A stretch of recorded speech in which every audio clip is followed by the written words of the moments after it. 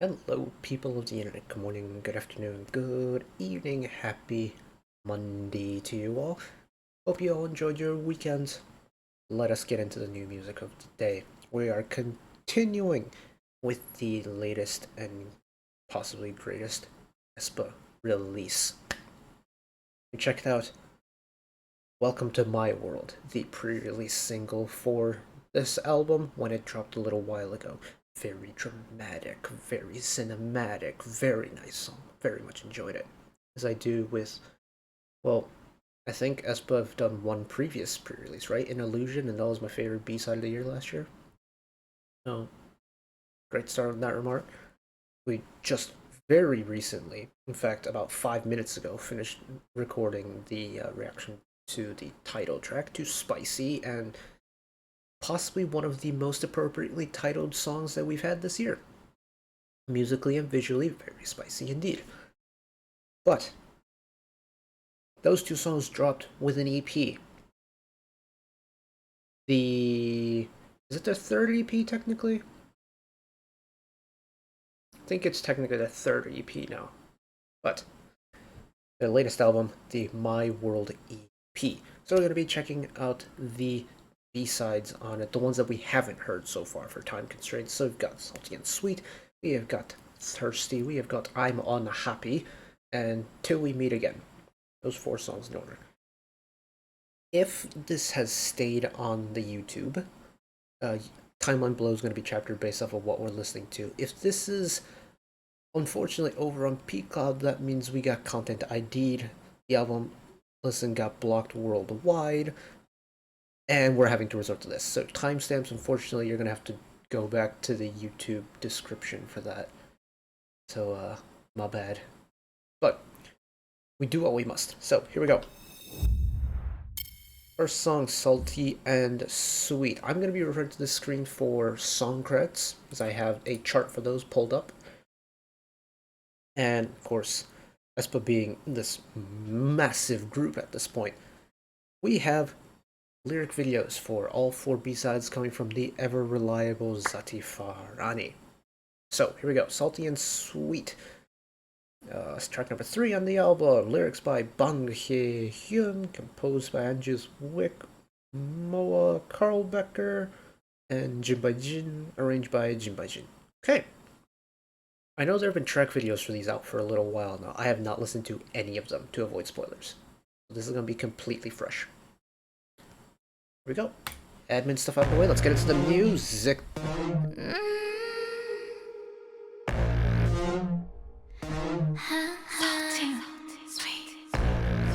Ooh, I like the panning there.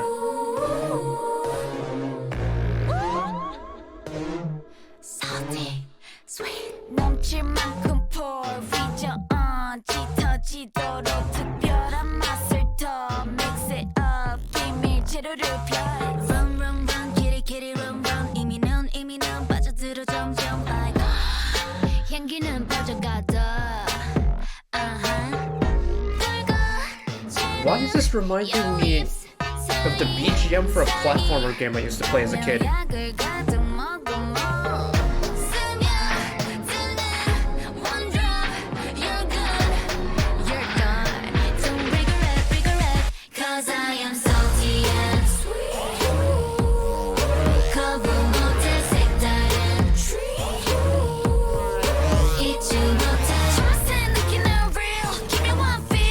Choruses for this era have been really good.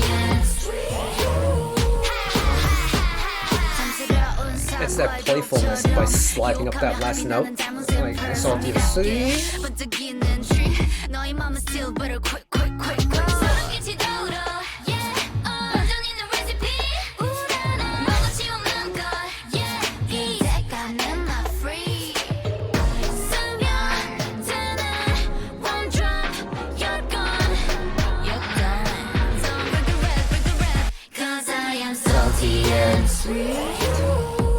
Yeah, that little slide up is so nice.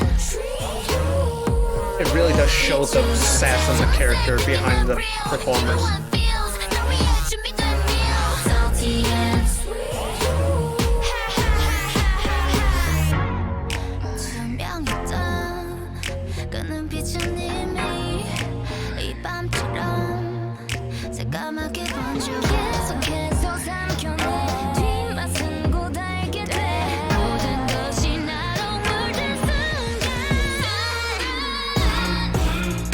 Nice call and response.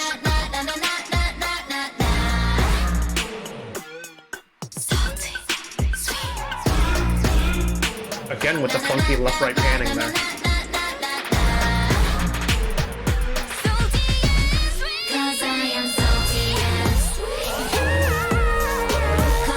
Ooh, flying up there now.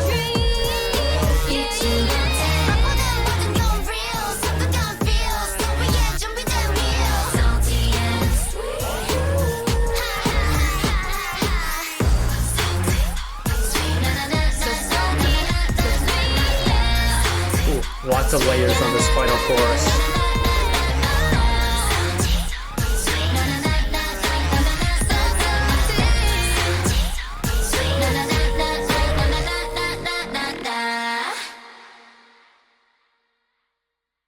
And we got a bona fide ending to the song as well. Good start, very good start. Yeah, the choruses for this album so far have been really good. They've all been like heavy-hitting choruses. I quite like that. I mean, the choruses are meant to be, you know, kind of like the killing point of the song. But, dang, that is an impactful chorus. Yeah, I can't help but shake the feeling that... I can't shake the feeling that the MR for this song reminds me of a video game, like a platformer video game BGM track of some game I used to play when I was a kid. I can't remember what it is. It feels like... like a side-scrolling like platformer type of vibe from like shockwave.com, if anyone remembers that website. Interesting. It does have that kind of, I don't even want to call it experimental feel, because it really isn't in all things considered. But it does very much have that aespa flair where it is just a little bit different. It does feel a little bit almost futuristic in that it's a type of sound that hasn't really been spun in this direction before for me, which I really like. But this song though very much has really good vibes, really good energy in that it's really letting the members just kind of go off the rails a little bit and show a little bit extra like emotion, a little bit of sass through it, and I really like that. They're not like constraining the members and their artistic energy in. They've kind of just let them do their own thing, and you can really feel that like kind of energetic freedom, especially when they deliver the salty and sweet line. When you listen to it, you do feel that little extra bit of like freedom behind it, and I quite like that. And that final chorus where you get all those layers coming in at once, like you have the main vocal part, you have the main rap part, then you have the little ad-libs, and then you have the panning to assist it as well. It's a lot, and it does sound like a lot, but they're never like singing on top of each other, whether it be through, you know, staggering when they come in or deciding to pan the reverb onto one side or the other. It's a lot. Overwhelming? I wouldn't say it's overwhelming, but it's a lot of noise at once, but it's never like placing itself on top of another part, and I think that's really well written. Good start indeed. Okay, next song we have Thirsty. We've got Kimbone on lyrics. Composed by Geekboy Al Sweetenham, Kyler Nico, Paulina Paul Saria, and arranged by Geekboy Al Sweetenham. Admittedly, I'm reading these names out. I don't know any of these people, at least to my knowledge. But, yeah, I'll give them more credit to do. This project, I reckon, regardless of what happens, is probably going to be a really good one anyways, so... Alright, Thirsty, here we go.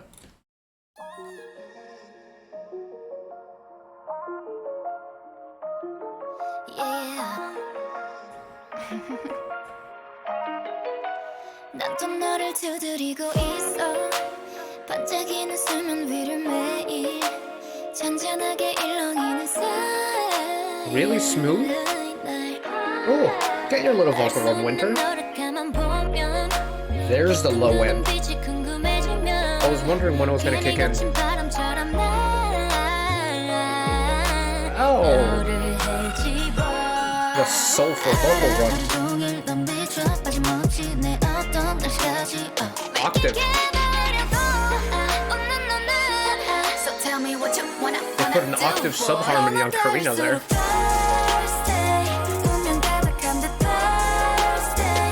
Oh, this is smooth.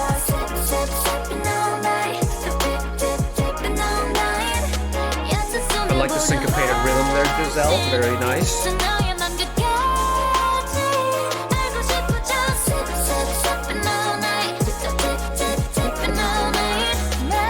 I like that kind of like skippy.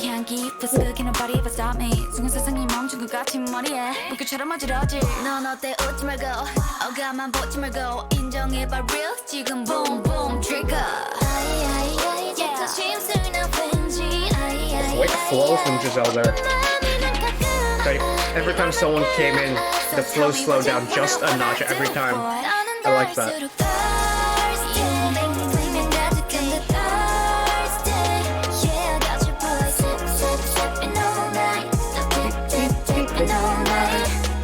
Yeah, that syncopation is really nice. There's a nice skip to it. Sip, sip, sipping all night. Dip, dip, dipping all night.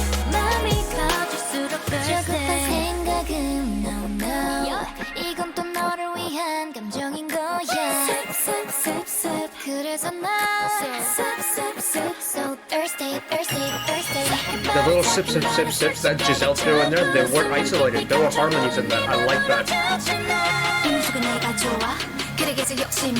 Oh my goodness. Don't you, baby?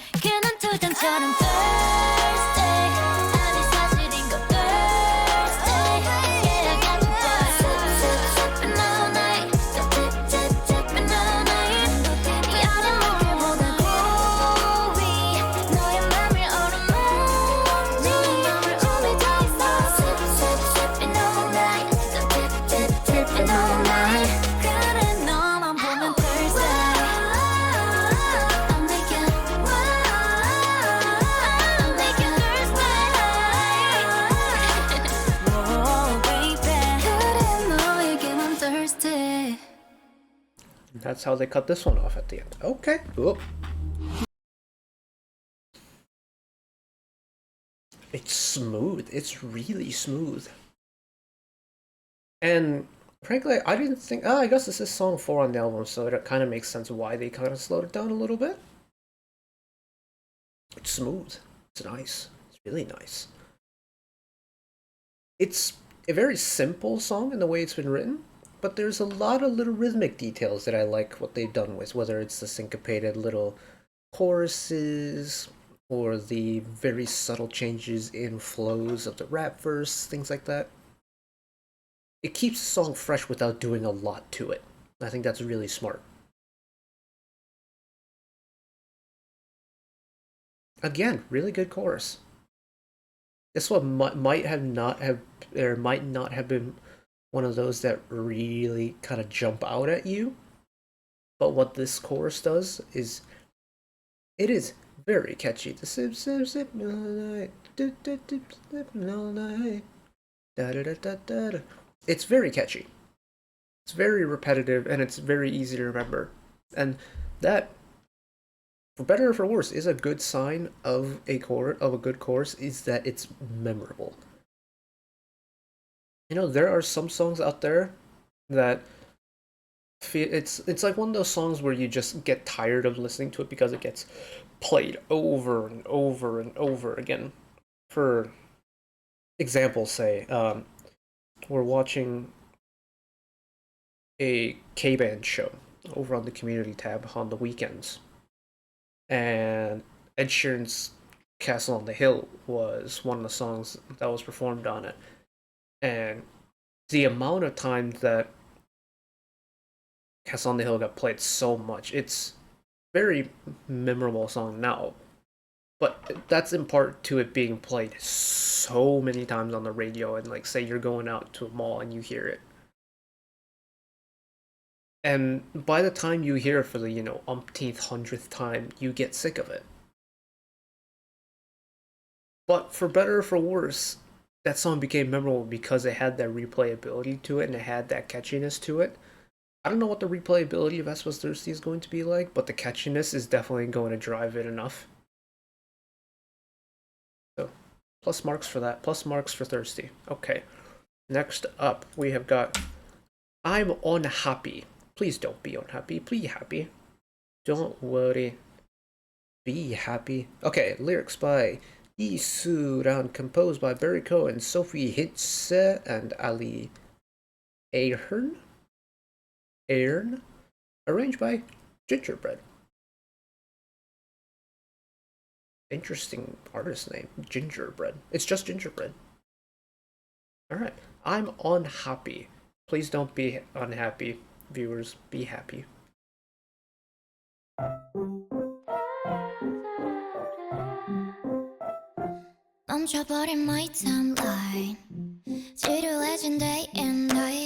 Oh, this is weird. Okay.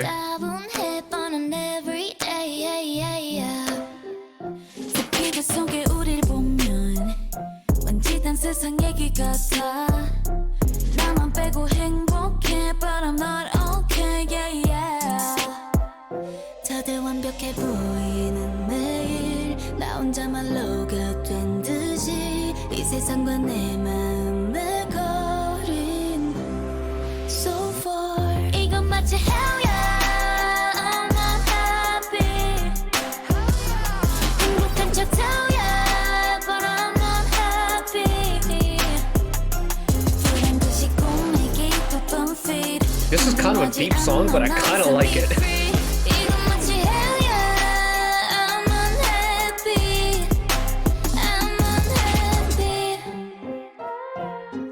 There's a certain charm to a song like this that I can't really describe.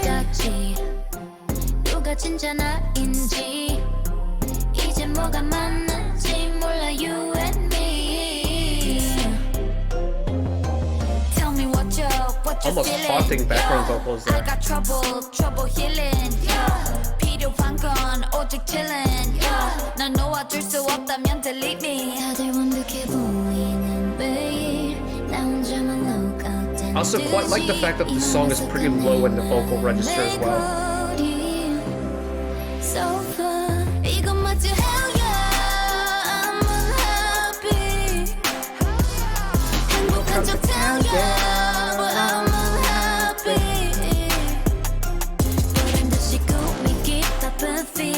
궁금하지 않아 난 set me free 이건 마치 hell yeah I'm unhappy I'm unhappy I'm unhappy I'm A little synth solo action, okay. I want 난 need it yeah yeah 난 진짜를 원해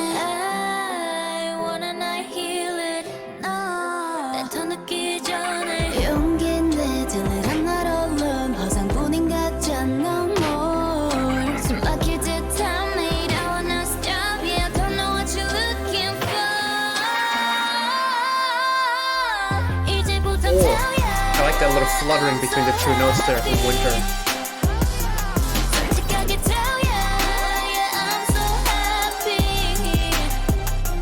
What an interesting synth sample.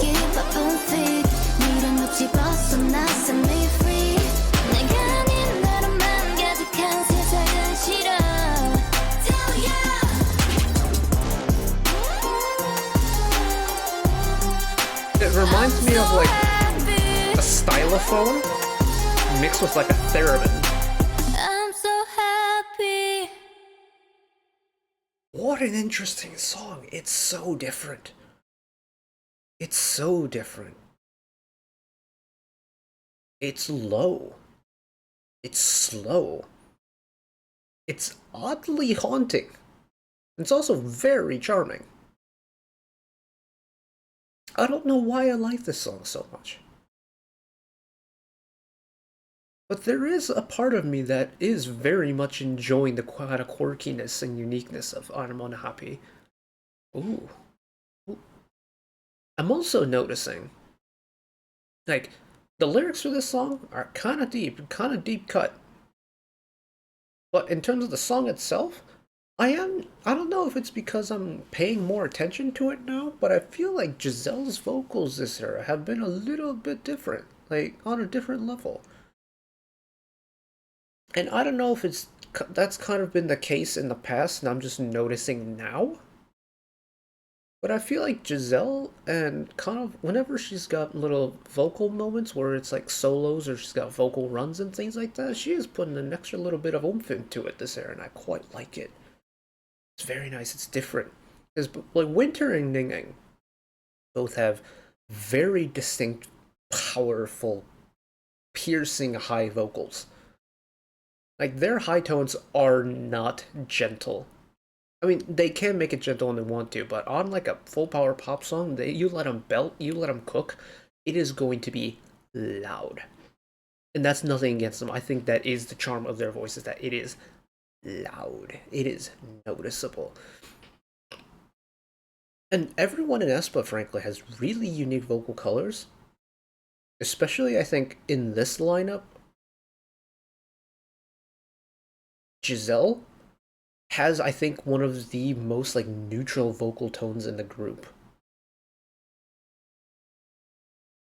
But this era, and whenever she kind of goes off and has like a little vocal moment, it's different gravy this era, and I really like it, and I'm noticing her vocals a lot more this era. So shout out you, Miss Giselle. This has been a fun album so far. It's really interesting. Lots of different flavors to choose from. But we're on the final song of the album already. That was so quick. Okay. So quick. I've been waffling for 20 minutes, but final song, Till We Meet Again, lyrics by Choi Jaeon, Jam Factory of Jam Factory, composed by JK of Artifact, Maria Marcos, Andreas Oberg, and MCK of Artifact, with JK and MCK of Artifact on arrangement credits. Okay. That's a team that I recognize. I don't know from what song, but that's a name that I've seen before. So, here we go. Ballad? Final song on an album could mean a ballad.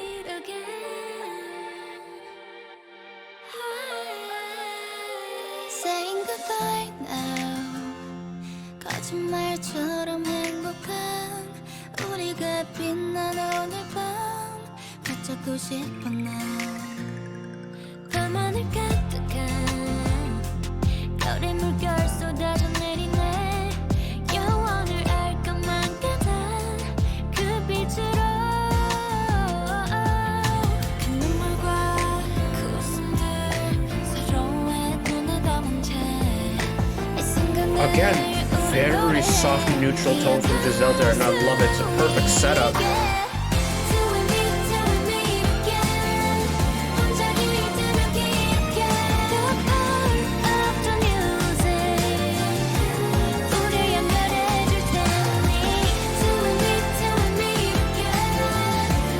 It's upbeat, but it's very much a ballad.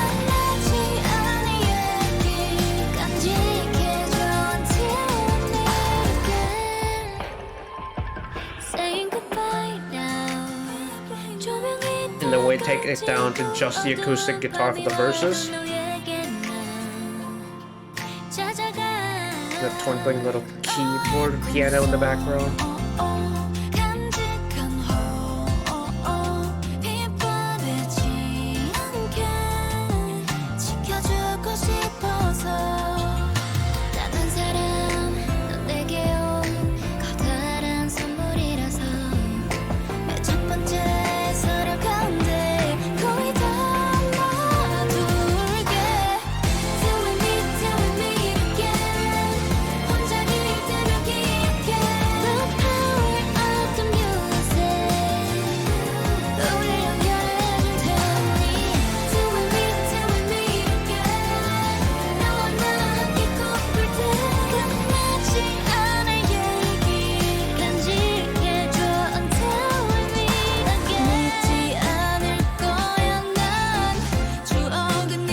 Nice transition into the bridge.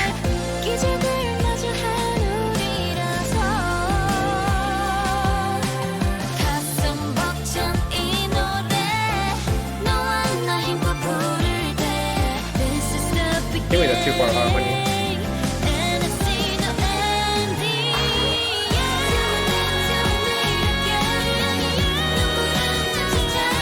Clever key change. Really clever key change. Mask it in Ning's high note.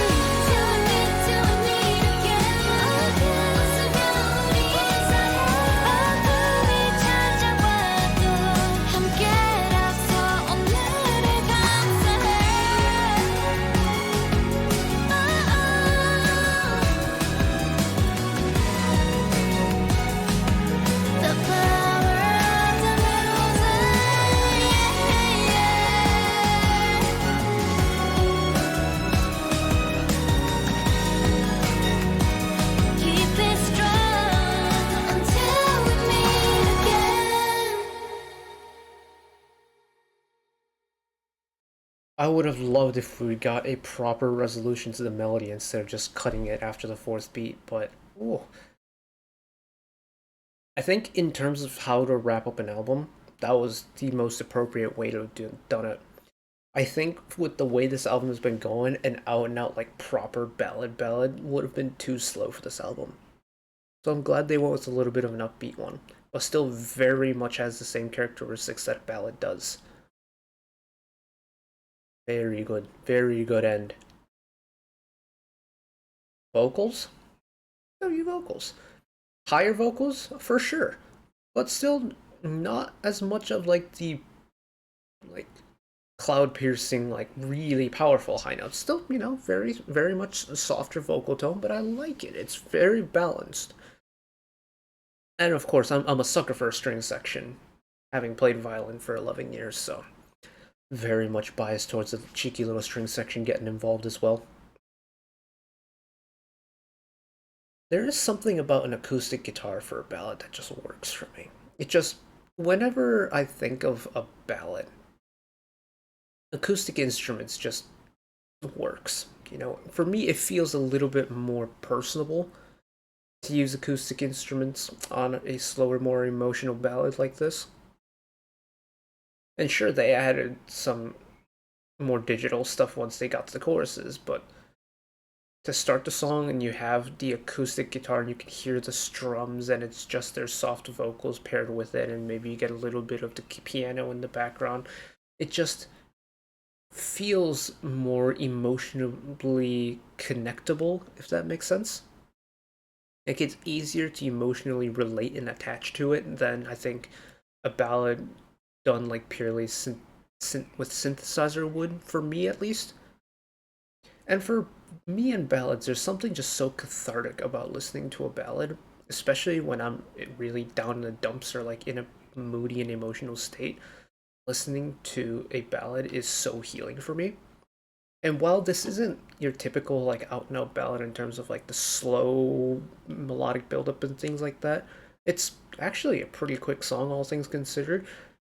It still does the exact same job of that emotional buildup, the really big swells in the choruses, really smooth, soft vocals, nice little runs, nice show of emotion. It does that perfectly, and it does a really good job of it as well. And frankly, like, based off of the other songs in the album, I think it's perfect. Now, this officially was my first aespa album that I've checked out properly. And I would say it was a pretty good time. Like, I checked out the Girls album quite late after it dropped. I didn't listen to it right away, because I was still very much a title track merchant. It's what I've been calling myself for a lot of groups. But I enjoyed it. There was a lot of stuff on display today, and I didn't feel lost in any of them, which I think was the one thing I was kind of worried about approaching an aespa release, was that they do get quite experimental with their music sometimes. But this was surprisingly straightforward, and I might have misjudged them for that, so I have to apologize. Because this wasn't as nearly as complicated as I thought it was going to be. It's actually a very straightforward album altogether. Even including, like, the kind of complexities of Spicy and kind of like the sudden rush of just almost overwhelming energy that we got from Spicy, the title track. Everything from there was a really nice gradual transition into the final ballad. And while we had different styles here and there, it did feel like a pretty cohesive package, all things. So I quite enjoyed that. Standouts for me? I'm Unhappy was a really interesting track. Same with Thirsty. I don't know. I am still very much leaning towards the pre-release, the Welcome to My World, because one is it is just a very good song. I really enjoy it. There is that dramaticness behind it that I really enjoy. But the album was really good. It exceeded my expectations, and I think it definitely threw out some stereotypes I may have had about aespa, and frankly, I'm happy with that. So, thank you for listening along with me. That is it from me today.